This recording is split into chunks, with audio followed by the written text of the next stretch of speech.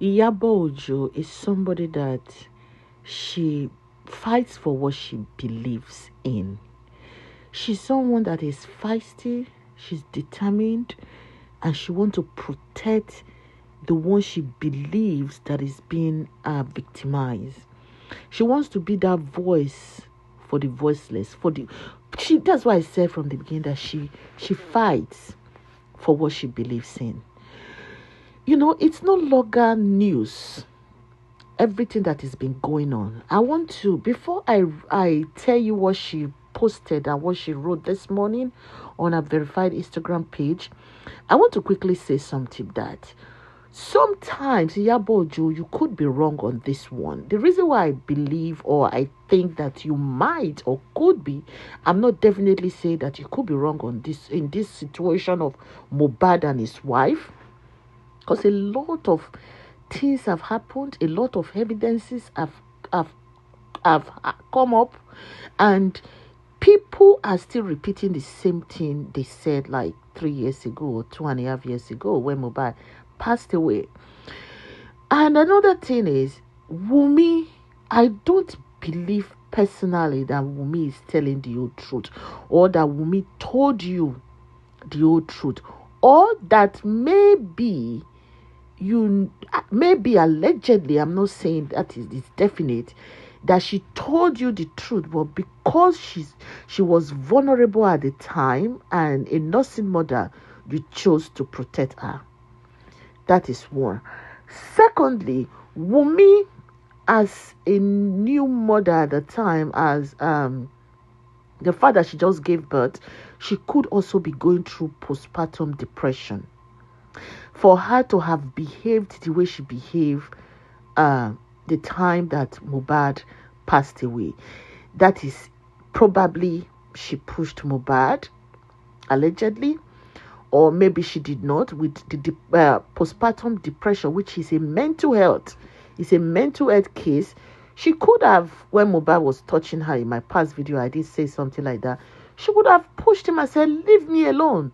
And for the fact that the guy was high, according to the driver and those people that have given interviews, the guy fell from the steps and broke his neck. Now they hear me so? So, being that Iyabo Ojo might not be previewed into the truth, the facts of what actually happened, because she wasn't there. But she eventually told us in one of the interviews that Mohbad died in the house. Why, those boys are Wunmi, they contradicted themselves and said Mohbad died in the hospital.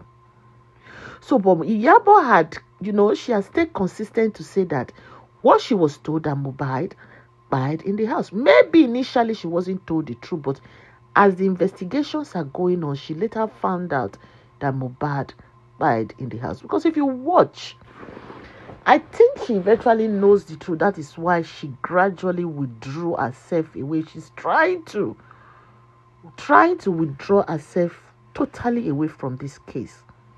But because she came out and spoke fiercely, Iyabo is somebody that is not afraid of anybody.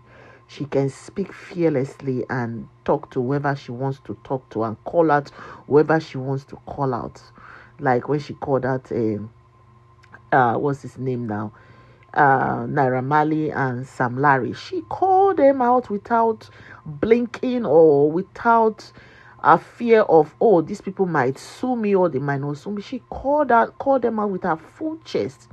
But one thing I knew that she always said that those people bullied him. I think, if I heard him aware at the time. I am not here to defend Iyabo Ojo, but I'm just going to speak facts to what I believe and what I think happened.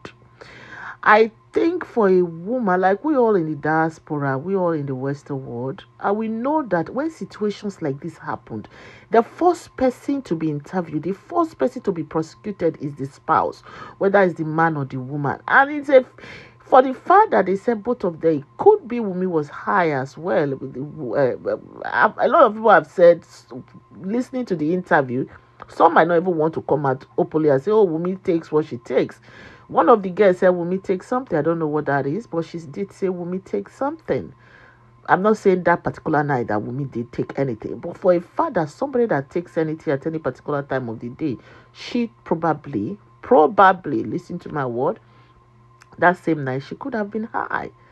For her to be fighting constantly in the car, according to the driver, fighting, and when he knocked on the door, she was shocked. When she opened the door, they probably cried that night, and they were running helter skelter, according to the driver. So, and Iyabo Ojo might not have been previewed into that. And why would Wunmi tell Prime Boy not to come to the house that Sunday? Why? On Monday, not to come, that it wasn't needed, or he shouldn't come there now.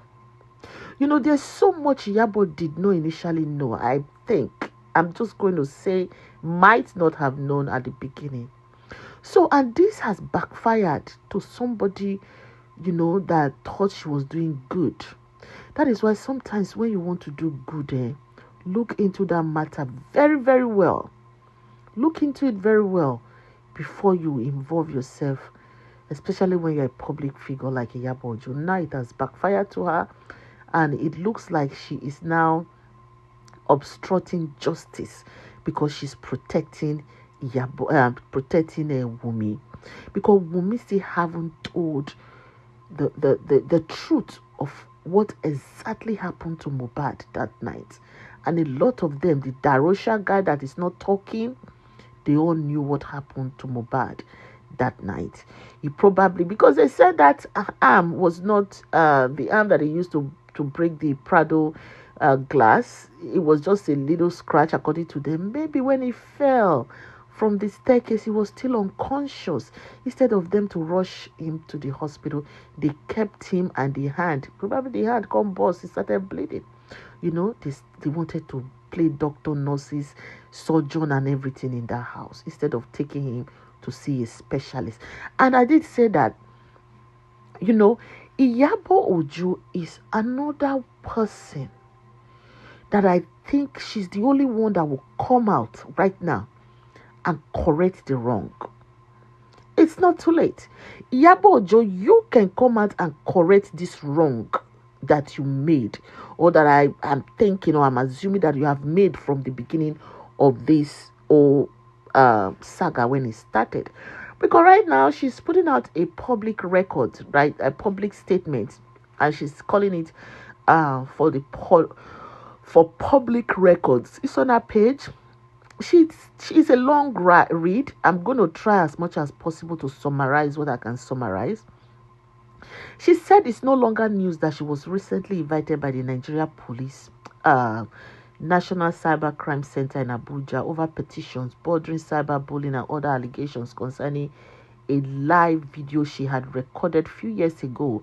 In that video, she has requested certain individuals to make themselves available for investigation into the sudden dying of Mohbad in order to provide their innocence or otherwise. Subsequently, she said a non-governmental organization, Perkins Foundation, wrote all the petitions to the governor and to the general of the state commissioner of police, inspector general of police, and several others. In those letters, she had requested an independent comprehensive investigation as well as a coroner inquest into the cause of the deceased, which is Mohbad. All these steps clearly point out to the fact that she affirmed that Mohbad was caused by any specific individual, or that it wasn't caused by any specific individual. Otherwise, she would not have taken the legal action. She was saying that she wanted these investigations to be done so that they will find out who this person is that was responsible for the dying of Mohbad. Alongside with other advocates, Miss Iyabo Ojo and the commissioner of police and other people in high places, or we all knew what happened at that time. Investigation was launched into this case. Mohbad was exhumed, and we understand Mohbad's brother, the wife, and several others were invited for this investigation. And she said that sadly to her, certain individuals have over the years consistently called for her buying, because she's the one that stood against the obstruction of justice. and they have come against her at the source of her livelihood and also violence towards her and her children, without any interventions from the authorities. Have you reported these things to the authority? And she continued, she said, without prejudice to I'm just trying to summarize it. I'm not reading it verbally, the way she wrote it down there. She said, without prejudice to the ongoing investigation, it is important to state that a few days before my daughter's wedding in Tanzania, she had received a call. I didn't make a letter. I didn't make a video on that yesterday. Her life was being threatened in her office, and the letter explicitly stated that she will go through hellfire in the next 3 months. This was part 1, and she did put that that one was going to continue. It's so saddening that. Then let me just finish this thing. She said, surprising, they had now see like casket inscribed with her name, barricades. Oh my goodness, threatening her life and property. Further confirmation that her family and business enterprises are endangered. And she said she's fully aware that because of her political opinions during the last election, she has been subjected to intimidations, sponsored attack, and personal insult. However, those views were honest personal expressions which she strongly believed could not result in vendetta or attacks from any individual or group of persons. Without an iota of doubt, she said that she have recently found comfort in the scriptures, which states that many are the afflictions of the righteous, but God will deliver her from them all. Despite everything, she says she trusts in God and God will ultimately give her victory over adversity. Her advocacy for justice and political stance have no doubt earned her many enemies, which may explain some of the difficulties she currently faces. I wish to clarify that I have never accused anyone of being responsible for Mohbad's dying. I was simply reacting emotionally to disturbing videos circulating at the time and used my platform to call for justice. I have always sought justice through the proper authorities, bearing all expenses, personally through my foundation. It is entirely within the prerogative of the police to invite any individual they consider relevant to an investigation as a private citizen. It is not within my powers or place to direct the course of such decisions. I am fully ready to continue to honor police invitation or arraignment as I have done in the past without fear. However, my office was recently destroyed by fire. It is only human to allow me the emotional space and time to tend to my health and well-being. I extend my sincere appreciation to the police authority concerning. So she's thanking them now, but for this video not to be long, I need just 2 more minutes. What I'm seeing right now, she just posted this. I actually saw this like once 10 seconds when she posted this, and now it's 2 hours I'm making this video after she posted this.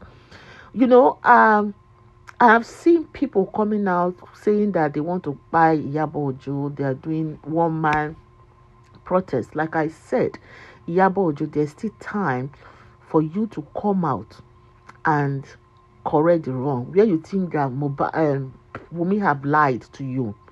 Because this matter no concern you. All you were trying to do is help. But I still believe there might be holes. There might be holes in these investigations that you try to cover for Wunmi. I still think I might be wrong. And that Wunmi did not tell you the truth. You are just going by the lies that you were fed by Wunmi. Because Wunmi have not actually told us what actually happened to Mohbad that night. How did Mohbad neck take break?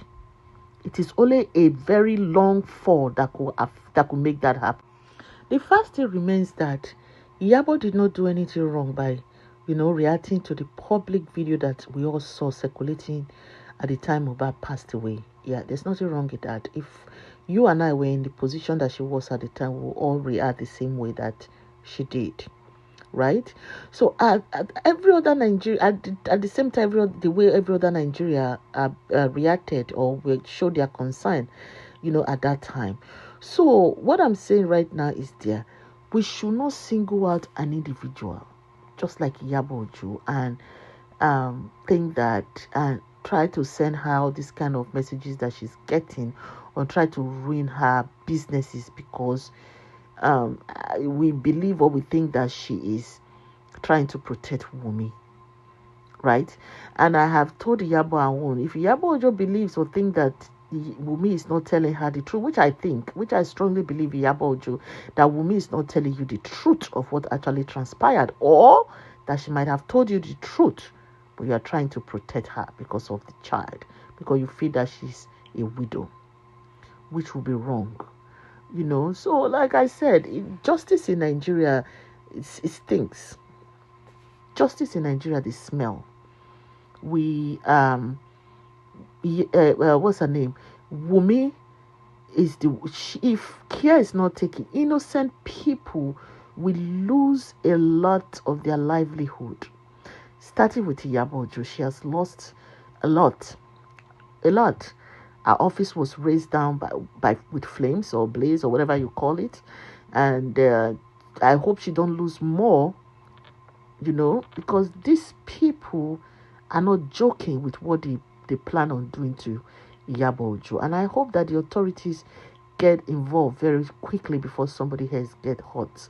Because it's not by hurting somebody that we actually make people or make us get justice for Mohbad.